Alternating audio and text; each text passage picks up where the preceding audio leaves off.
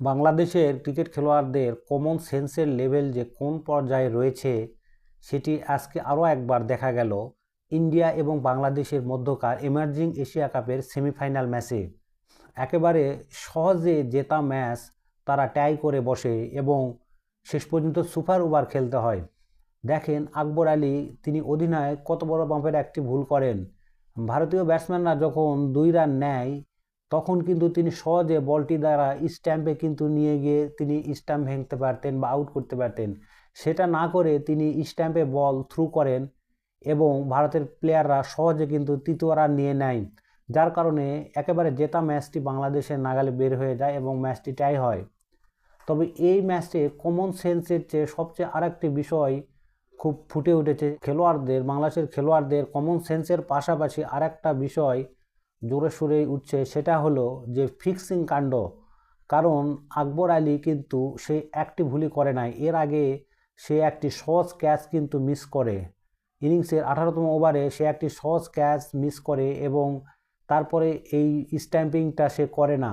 এবং দেখেন সুপার ওভারে যখন বাংলাদেশের মাত্র 1 রান প্রয়োজন তখন কিন্তু ইয়াসির আলীকে পাঠানো হয়।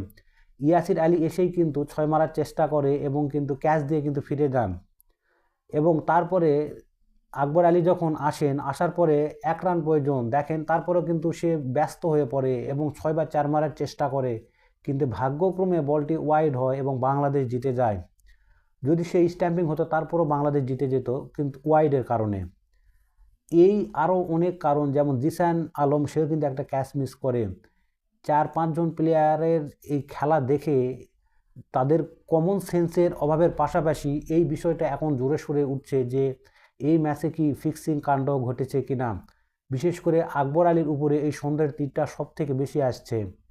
কারণ যেখানে সুপার ওভারে 1 রান প্রয়োজন সেখানে কি কারণে ইয়াসির আলীকে সে ব্যাট করতে পাঠায় এবং সে নিজে এসে একেবারে ব্যতিব্যস্ত হয়ে সে 4 বা 6 নেওয়ার চেষ্টা করে। এখানে বাংলাদেশ খেলোয়াড়দের এই কমন সেন্সের অভাব দেখে গ্যালারিতে শ্রীলঙ্কা এবং পাকিস্তানের ক্রিকেট খেলোয়াড়েরা তারা হেসে কুটি কুটি হয়ে পড়ে, সেই দৃশ্য আমরা ভিডিওতে দেখেছি। আশা করি এই ম্যাচ নিয়ে বিসিবি এবং আকসু সুষ্ঠু একটা তদন্ত করে দেখবে যে আসলে খেলোয়াড়েরা কি টাকার কাছে কি বিক্রি হয়েছে কিনা। কারণ তারা যে পর্যায়ে খেলছে, তারা অনেক ক্রিকেট খেলে তারা আজ সেই পর্যায়ে পৌঁছেছে এবং একটা দেশকে প্রতিনিধিত্ব করছে। সেখানে এই ছোট ছোট মিস্টেকগুলো তারা যে করবে এটা আসলে মেনে নেওয়ার মতোই নয়। কারণ তারা প্রচুর ক্রিকেট খেলেছে লাইফে, এই সামান্য বিষয়গুলো তাদেরকে ওভারকাম করা উচিত ছিল। এই কারণেই সাধারণ মানুষের সন্দেহটা বাড়ছে যে এই কমন সেন্সগুলো কি এত খেলার পরেও তাদের মধ্যে হয় নাই। এই জেতা ম্যাচটি তারা কি কারণে তারা হারতে চেয়েছিল বা হারার চেষ্টা করেছিল, এই বিষয়গুলো নিয়ে আসলে সুষ্ঠু তদন্ত হওয়া উচিত আমি মনে করি। তবে সবশেষে বাংলাদেশ আসলে জিতেছে কি কারণে এটা আমি বলবো না, কারণ আমার মনে হয় যে বাংলাদেশ আসলে ভাগ্যের জোরে আজকের ম্যাচটা জিতেছে এবং এর পিছনে যদি একজনের কৃতিত্ব থাকে তিনি হচ্ছেন রিপন ইসলাম। খুব সুন্দর বল করেছেন, তার কারণেই মূলত আজকে বাংলাদেশ জিতেছেন। সবাই আমার এই ভিডিওটি যারা যারা দেখেছেন লাইক করবেন, কমেন্ট করবেন, শেয়ার করবেন, আপনাদের মতামত আপনারা জানাবেন কমেন্ট সেকশনে। আপনারা কি ভাবছেন যারা শেষ মুহূর্তে বাংলাদেশ এবং এই ইন্ডিয়ার মধ্যকার খেলা দেখেছেন, আপনারা কি আমার সাথে একমত না আপনাদের কোনো ভিন্ন মতপার্থক্য থাকতে পারে, সেগুলো আপনারা জানাবেন এবং আপনাদের বন্ধুদের সাথে ভিডিওটি শেয়ার করবেন। যারা খেলাধুলাকে ভালোবাসেন, দেশকে ভালোবাসেন, তাদের কাছে অনুরোধ আমার ভিডিওটি যদি ভালো লাগে আপনারা অবশ্যই শেয়ার করবেন।